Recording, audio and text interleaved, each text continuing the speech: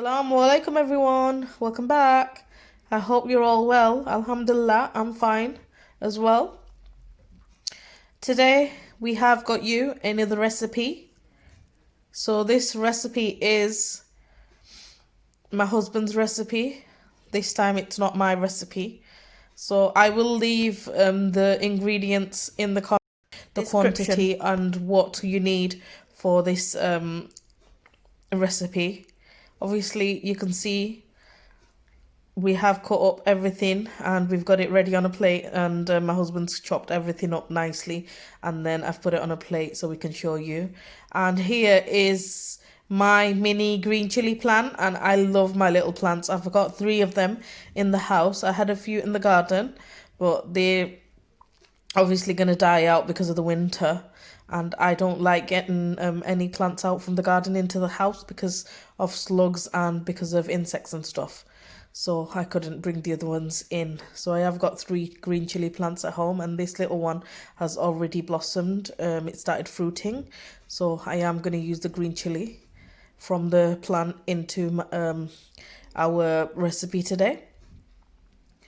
So we need to start off with a wok.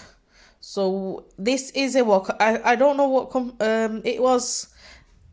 This chef's, I've forgotten his name. Well, we bought the wok from Debenhams. If you recognize the sign on the and the initial on the pan, on the handle of the pan, you can search it up. I really don't. I've forgotten. I've had this wok for 8 years now, so I really don't know. So here, my husband's just put in chicken seasoning into little cubes of chicken breast. So this is 1 whole full chicken breast. And then he's added curry powder, so that's Madras curry powder. And now he's adding hot and sweet Maggie sauce. So we've added that, mixed it all thoroughly, and now he's frying it off in the oil. So we've obviously heated up some vegetable oil in the wok, and we will fry off the chicken breast. We won't caramelize it. It's just like, you know, the way I did the butter chicken. That's what we're going to do. We're just going to... So I've washed the bowl out, and as I've told you in some of my other videos, that always wash out anything that you handle raw chicken or meat in. So because I had the raw chicken in there, I've washed the bowl out thoroughly because we don't want any salmonella spreading anywhere. And here we've got 3 packets of eggless noodles because Afshin will be eating with us today. So we've got eggless noodles here, and my husband just put boiling hot water in from our kettle, and he's gonna leave it in there for like 10 minutes and then strain it later on. So the chicken, well, the liquid from the chicken has come out, so now it's ready to be taken off, and then we're going to transfer it into the bowl.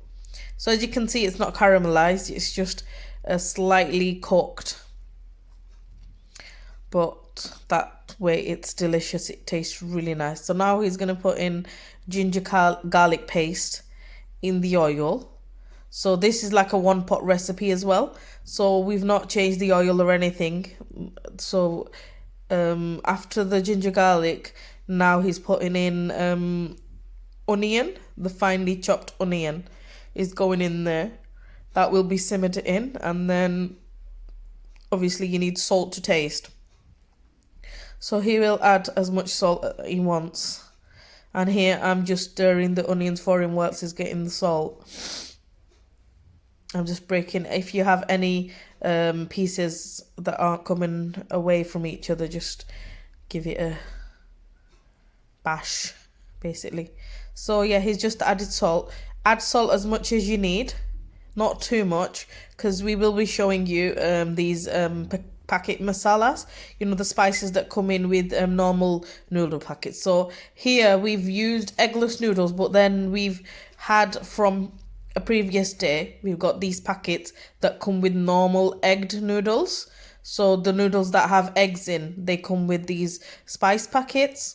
So we will be using 2 of these. And when my husband makes noodles, he always uses these packet sachets. the sachets that have powder in, and they taste really yummy, so we don't really use any other spices other than that.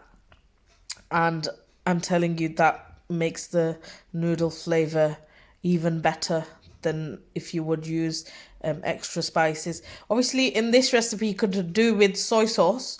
We don't have any soy sauce in the house, so we're leaving that out. Now goes in the tomatoes. The spring onion will be going in a little bit later, but obviously because everything's on the same plate and we are struggling to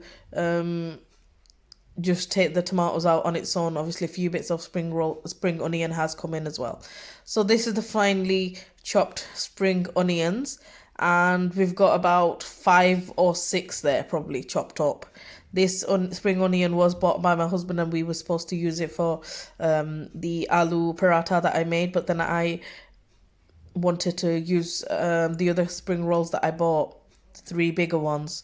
So I used the 3 bigger ones, and then I thought I will make a stir fry, noodle and chicken stir fry, where we can use spring onions. And if you don't put spring onions in a stir fry, I don't think it has the flavor, the taste that it should have in a stir fry. You need spring onions and you need bell peppers, but today we are leaving out the bell peppers. We don't have it, so instead of bell peppers we're using tomatoes. You can leave out the tomatoes, but I'm telling you, the tomato actually made the flavor even more better. We actually didn't mind having the tomatoes in there. So tomatoes and bell peppers. Now we've just added the chopped coriander that my husband chopped up earlier, and he's good with his chopping. When I chop things, I do it in big chunks. As you can see, the onions are nicely finely chopped as well. And the green chili you can see here is obviously from that little plant that I showed you, and fresh green chilies from that plant was so delicious, so tasty. I normally find everything quite spicy, and I can't have a lot of heat, but this green chili, I could actually literally bite it, and I was chewing while I was having the noodles, and it was delicious. It wasn't that spicy, and it was just so soft, like it was crunchy, soft, and really, really nice, really tasty. So we just added the chicken, and the liquid in the chicken you don't have to throw away. Obviously, when you take chicken out the pan, then you put it in a bowl, it releases a bit of liquid, but all that liquid is like chicken stock, so you can use it in the stir fry. And my husband was like, no, I don't want to put the chicken the liquid in, the chicken stock that came out of the chicken. I was like, no, but then I think that would make our chicken noodle stir fry even more saucy. And I personally don't like stir fries really dry. I like it a little bit saucier. And my husband wanted to make it really dry, and I was like, no, please, can we keep a bit of the liquid? It'll make the taste even better, and it will I think it will be better. So yeah, he eventually gave in and listened to me, and we didn't throw any of the liquid away. So now my husband's just putting in the noodles that we steamed, well, boiled, not.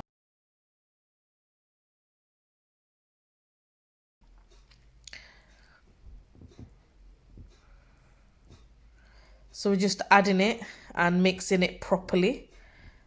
Make sure all the spices and the noodles marry into each other properly, because then you don't want some flavor in some side of the noodle. And with noodles, it's hard to stir because they do stick to each other, and they obviously form like a little ball when they're in a bowl or a pan or a wok. It's so, yeah, my husband's giving it a good mix. And as you saw, we didn't add any extra spice. All the spice that went in the chicken, that's the spice that we used, nothing else.